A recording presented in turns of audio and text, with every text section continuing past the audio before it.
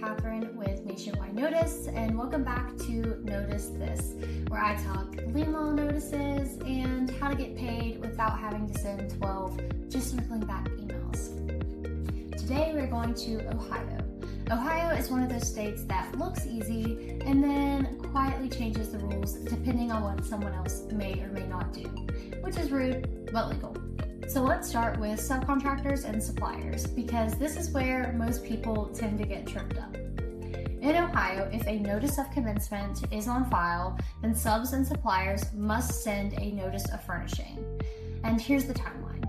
The notice of furnishing, which is a preliminary notice, must be sent within 21 days of first furnishing labor or materials. And yes, Ohio is counting days, not vibes.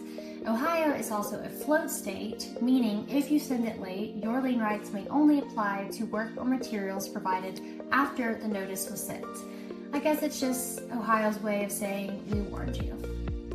Now here's where Ohio gets weird, in a fun paperwork-loving kind of way, I guess. But if the owner or GC does not file a notice of commencement, then subcontractors and suppliers are not required to send a preliminary notice to preserve lien rights.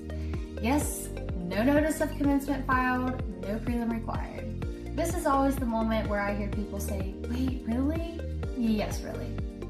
But, and this is a very big but, that does not mean you should skip it altogether. In fact, I highly just recommend you send it anyways, because that's the best practice.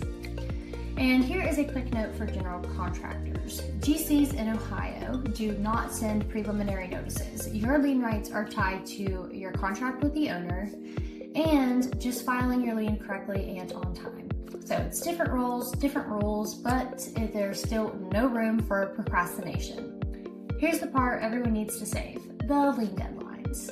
So residential projects, liens must be filed within 60 days of last furnishing.